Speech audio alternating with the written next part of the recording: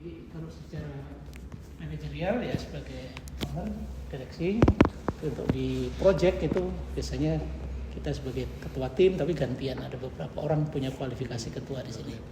Gitu. Dari PT Amas Interkonsul kalau konsultan. Kalau untuk yang kedua konsultan juga sama PT Delta Surya Persada. Kalau laboratorium PT Sky Pacific Indonesia untuk laboratorium lingkungan hidup sementara ini. Itu lagi kita lagi tahun ini mencoba untuk di sektor jasa untuk konstruksi dan perdagangan ya, tapi baru 1 tahun kita baru mulai ya. Itu. Mungkin dari kami perkenalan juga ya. Ya, silakan. Dari Mas IPB, saya Dibio, Ya. Saya Haikal. Oke, Mas Haikal. Saya Benedik. Benedik ya. Saya Haidir. Haidir. Mas Saya Delvio. Delvio. Oke. Dari jurusan manajemen ya. Oke. Satu jurusan semuanya. Fakultas Ekonomi dan Manajemen. Fakultas Ekonomi ya. Mungkin Ya. Apa yang bisa saya bantu atau dibahas terkait apa ini? Santai aja lah ya. Iya. Nah, terkait ini sih Pak, kan Bapak bergeraknya juga di bidang AMDAL ya. lingkungan. Lingkungan. Jadi diantaranya AMDAL, ada audit, ada monitoring, ada beberapa, tidak hanya AMDAL itu bagiannya. Ada yang lain-lainnya. Mungkin kita masuk ke pertanyaan pertama ya Pak ya. Boleh, silakan. Bagaimana prospek bisnis di bidang AMDAL di Indonesia mungkin saat ini? Apakah semakin meningkat seiring kesadaran terhadap para owner bisnis sadar akan dampak bisnis itu terhadap lingkungannya Pak? Oke. AMDAL sendiri kan gini, prinsipnya kita dari sisi regulasi. AMDAL itu adalah mengikat. Jadi untuk kegiatan yang sesuai dengan Permen 05/2021, seluruh kegiatan itu ada kualifikasinya, wajib menyusun dokumen lingkungan. Kalau yang besar berdampak penting ya, itu wajib menyusun AMDAL. Jadi untuk grade yang paling tinggi, yang paling berat itu AMDAL. Berikutnya yang agak di bawah sedikit grade-nya, mungkin dari skala, dari risiko lingkungan itu menyusun UKL-UPL. Tapi kalau yang risikonya sangat rendah biasanya ada kriterianya cukup dengan SPPR atau pernyataan akan melakukan pengelolaan. Itu saja. Kalau AMDAL sendiri secara prinsip ya memang melekat, karena AMDAL itu kan sebenarnya pintu masuk. AMDAL itu adalah kelayakan lingkungan. Kelayakan kan kelayakan teknis, kelayakan finansial, kelayakan lingkungan, dan nggak tahu suatu saat ke depan tuh perlu nggak kelayakan secara legalnya ya. Nah itu. Tapi sekarang 3 ini sekarang kan harus sudah berjalan. Karena kalau proyek tidak ada AMDAL-nya, padahal wajib AMDAL, nanti di situ pidana, bisa di stop pidana. Dan kalau mendahului AMDAL-nya belum selesai, di peraturan terbaru 2025 kemarin itu dendanya 2,5% beberapa, saya lupa berapa, itu dari nilai proyek. Jadi mengikat. Gitu. Jadi AMDAL itu hanya bagian dari kebijakan pemerintah di bidang lingkungan hidup. Karena begitu AMDAL selesai, nanti setiap 6 bulan itu harus melakukan monitoring, pemantauan.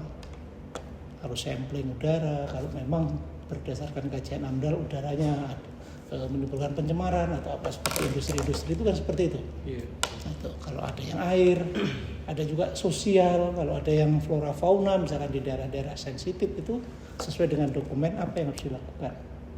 Dan bisa semuanya harus dimonitoring. Nah, itu. Jadi untuk kondisi sekarang kesadaran bisnisnya meningkat karena ada kewajiban yang tadi ya, legalitas Itu tadi. pemaksaan. Kalau Gitu. tidak lingkungannya yang rusak. Iya. Nah itu masalahnya lingkungan rusak. Jadi AMDAL itu pintu masuk baru untuk kelayakan lingkungan atau ya kelayakan ya untuk lingkungan. Nah itu habis itu nanti dilakukan pengelolaan terus. Pengelolaan setelah itu dipantau setiap 6 bulan terus seperti itu berjalan. Sehingga kami kenapa perusahaan ini juga membuat laboratorium karena untuk memonitor itu. Dan terus menerus sampai sekarang. Kira itu. Jadi Bapak mau nanya, itu AMDAL itu ada standarisasinya sendiri atau enggak setiap wilayah itu punya standarisasi AMDAL masing-masing gitu? Nasional. Nasional. Nasional ya. Jadi kalau yang terbaru sekarang kan OJK. OJK. Induknya itu adalah sementara ini, kalau dulu kan Undang-Undang nomor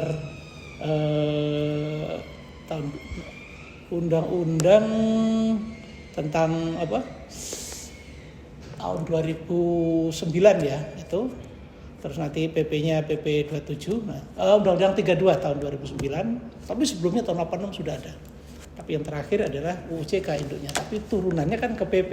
PP itu peraturan pemerintah. Itu PP 22 tahun 2021 di situ semua. Nanti ada peraturan menteri. Nah itu mengatur semuanya di situ.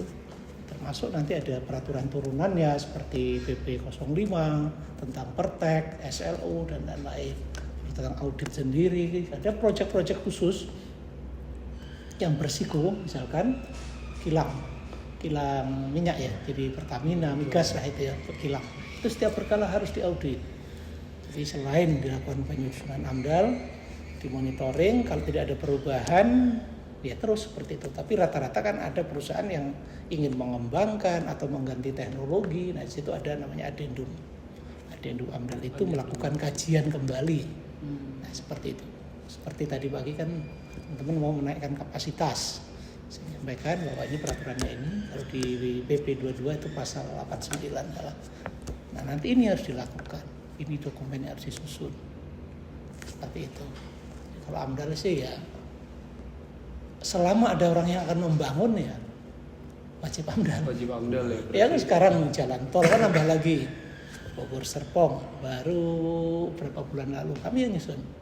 Terus Sentul Selatan ke Kerawang baru bulan kemarin selesai. Food estate yang di Papua itu untuk mungkin teman-teman udah banyak yang tahu lah untuk program pangan kan? Iya betul. Itu jalan bulan kemarin juga baru selesai. Kebetulan kami yang menyusun. Terus ada lagi yang beberapa dokumen lainnya kita menyusun itu. Berarti ketika ingin ada peningkatan itu berarti harus dikaji ulang terus ya Pak ya? Betul. Satu, peningkatan kapasitas, perubahan teknologi misalkan metodenya berubah. Nah, itu kan harus dilakukan adendum. Semacam kajian kembali ya, adendum istilahnya itu. Nah, selama masih ada pembangunan ya wajib. Orang membangun hotel, kapasitas tertentu wajib. Anggaran membangun pipa gas, pipa crude oil, tadi kan crude yang saya datangin tadi, dia ingin memperpanjang atau memperbesar kapasitas, nah, itu wajib. Sehingga kita memang ada terus. Itu sih. Saya sudah 35 tahun belajar nyusun AMDAL. Dari tahun 90 baru lulus, bahkan sebelum lulus pun sudah mau belajar kayak kalian sudah ikut jadi asisten, ikut ambil sampling seperti itu. Nah, itu. Tapi saya pernah baca-baca gitu katanya AMDAL tuh kayak kayak cuma sebagai apa sih, kayak bisa dimainin gitu loh Pak. Menurut Bapak itu gimana? Ya itu menurut orang, tapi kalau yang menyusun beneran, jadi tim pakarnya sendiri pada saat kita presentasi itu tim pakarnya semua bidang. Dari IPB kan banyak tim pakar, Prof. Evni juga tim pakar, Mas Budi, senior. Kita seperti ujian disertasi itu, ya kalau itu kan spesial. Kalau kita tidak, semua fisik, kimia, biologi, sosial ekonomi, sosial budaya, kesmas, bahkan sekarang traffic, itu dikaji untuk menyatakan layak merekomendasikan limbah yang bersifat toksik. Dan limbah itu tidak di air, tapi di udara. Maka menghirup semua masalah. Itu berisiko. Sehingga kami harus menyampaikan itu benar. Seperti itu lurus.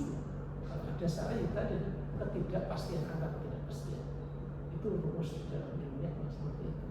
Tapi itu kan 0,berapa persen kan? Silakan yang lain.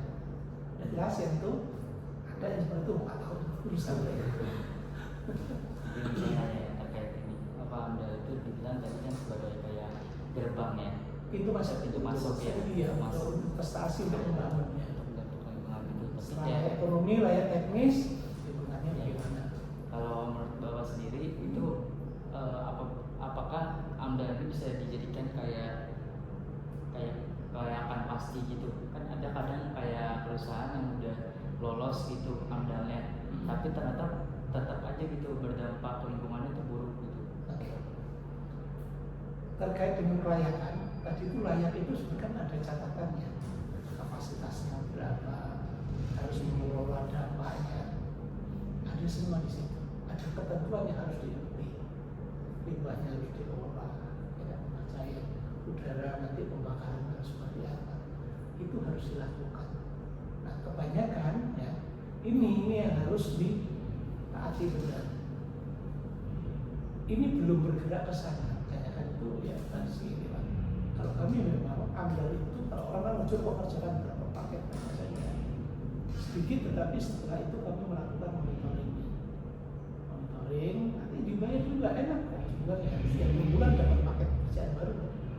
Ada dari tahun 97 bulan Agustus sampai sekarang klien itu dari 1 PT sekarang 25 kan monitor setiap bulan abadi sepertinya kan, makanya saya harus bikin lab sendiri, harus terakreditasi, harus ya inilah harus itu orang-orang itu jadi itu mengatakan aplikasi ya analisanya bukan karena parameter kita yang akreditasi ya paling duanya kayak sedikit berapa 200 sekitar. Jadi setiap periode 6 bulan itu dicek lagi. Iya, bahkan ada yang tiap 3 bulan. Bahkan parameter tertentu itu harus setiap bulan. pH itu ada setiap harian, tapi diukur sendiri oleh pihak itu. Dan saat ini sudah ada sistem sparring. Alatnya di lokasi itu, kita bisa mendapatkan data jarak jauh. Kami sistem sparring untuk industri-industri yang berbeda. Kalau yang pabrik-pabrik atau yang kecil, mobilnya besar, gas, udara pun ada namanya cek, ada cek. Karena pasang di PHR ya, pasang. Yang lain, ada yang jelas atau masih perlu lagi? Silakan. Ya, yang lain silakan. Ini yang terakhir ya. Ya. Ya, buat kita nih anak muda, mahasiswa, kira-kira ada pesan nggak untuk generasi muda yang pengen terjun juga di bidang lingkungan? Karena kita manajemen mungkin nanti bakal mengarahnya ke manajemen yang bersifatnya lingkungan juga. Jadi tadi saya juga ke klien. Jadi ke depan itu orang akan melihat entitas bisnis itu yang selain bisnisnya itu harus profit, kan harus ada kan.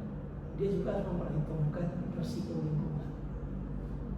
Kenapa? Sekarang layak secara finansial bagus, operasional oke, tapi mencemari besok kalau di demo ditutup ya kan? Kemarin kan ramai kan Jakarta banjir, Bekasi banjir, puncak dibongkar beberapa kali. Oh iya. Kenapa? Kalau di sini enggak, kita air semua ini, air yang dari gedung ini kita alirkan ke sebelah. Itu resapan semua. Jadi nggak boleh lari ke semua. Kita tahan di situ, kita resapan. Jadi dari 1,3 hektar, kita membangun baru berapa ribu ini ada. Dan sekarang juga kita. Jadi artinya gini, selama kita bekerja ataupun beraktivitas ekonomi, kalau lingkungan tidak diperhatikan, ya nanti akan kembali ke kita masalahnya. Misalkan pencemaran, mungkin banjir, banyak sekali. Selain yang faktor yang lain, ekonomis ya, efisiensi iya, teknis iya harus. Dan jangan lupa pada depan lagi juga ada satu lagi, kesadaran terhadap hukum ya, legal, harus legal. Harus, karena percuma semuanya ekonomi layak untuk teknis bisa, bukan oke. Legalnya nggak bisa, jadi ada 4 kelayakan bilangnya, sementara ini baru 3. Kayaknya teman-teman kemarin misalkan untuk tadi mencari ini mau dibangun, nanti secara teknis layak, secara ekonomi layak, tapi secara lingkungan tidak. Kan kelayakan tadi nggak bisa, karena izinnya nggak keluar, namanya persetujuan lingkungan untuk izin awal yang untuk konstruksi.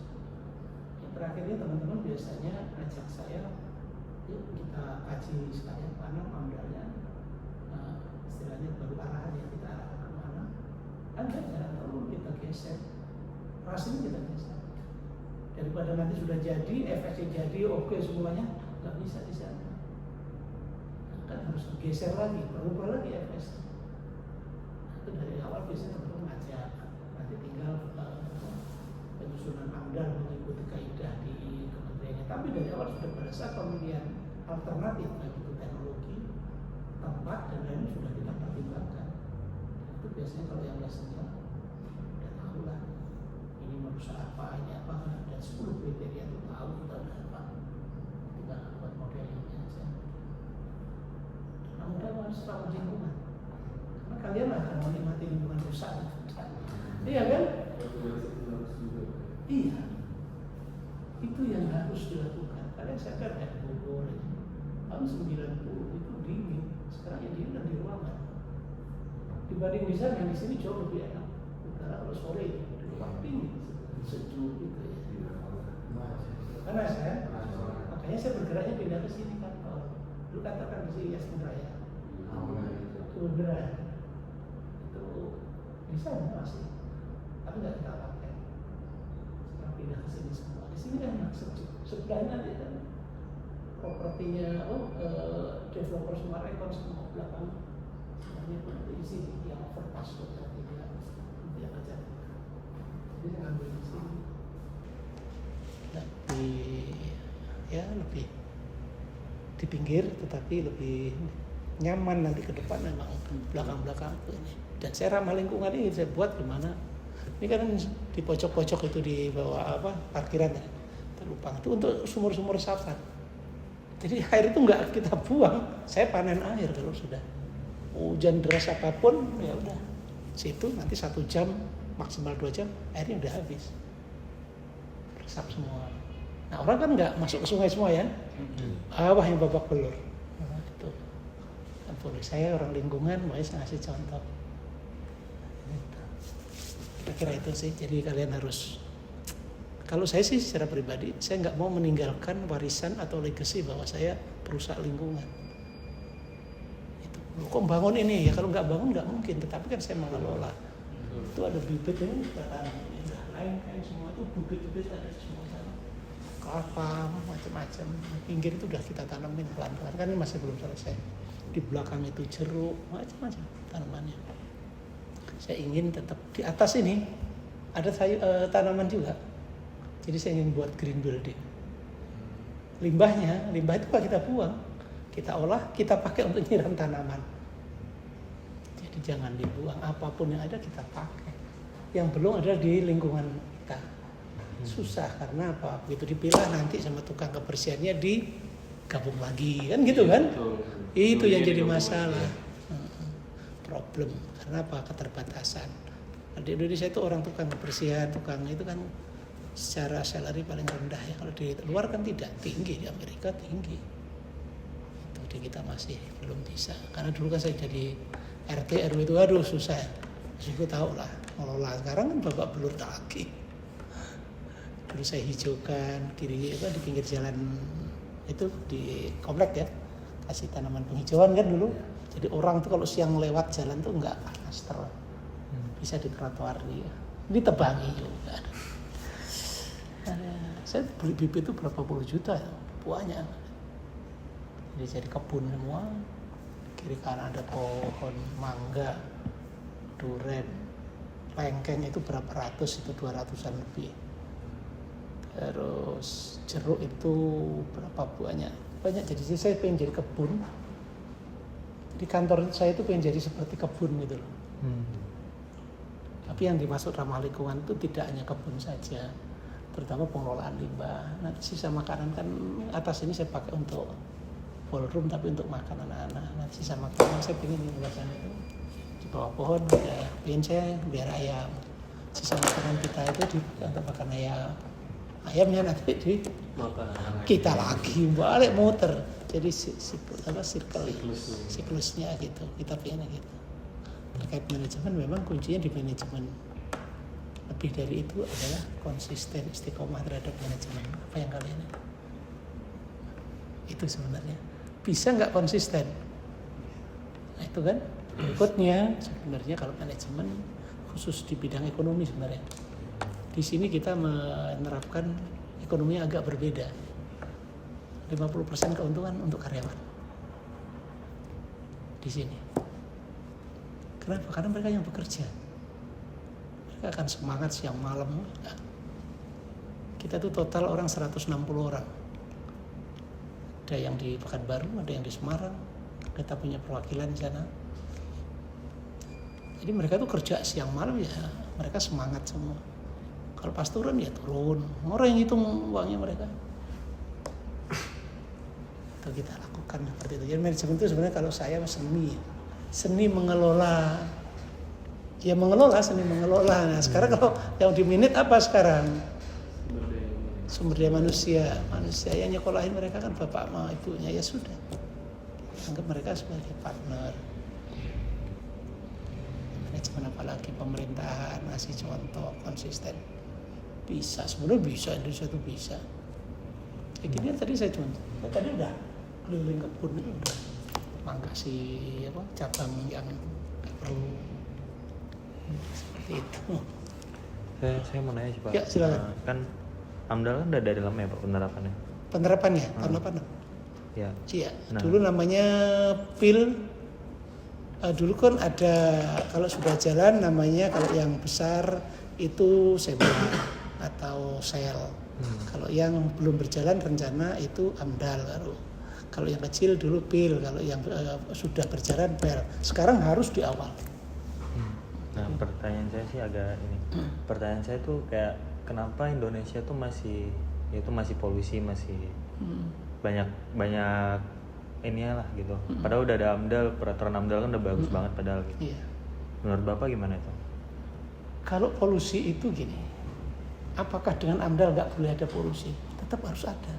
Kan nggak mungkin kita tidak menghasilkan polusi. Coba kita masak, menghasilkan kan CO kan? Terus berikutnya kita diam saja, pertanian itu gas metan yang keluar. Kita nggak sadar, karena image-nya itu polusi itu adalah pencemaran hasil pembakaran cerobong, ya kan? Iya. Bukan itu saja. Pertanian itu, peternakan itu gas metan dihasilkan dari ternak. Itu sama. Kalau ada pasti ada terus. Makanya kan kita begini, kita harus mengendalikan pencemarannya. Kita harus ingat nanti misalkan gini, daya dukungnya berapa sih wilayah itu, daya tampungnya berapa. Kalau melebihi ya nanti rusak daya tampung, daya dukung. Sehingga itulah yang membuat pencemaran itu melebihi namanya ambang batas NAB.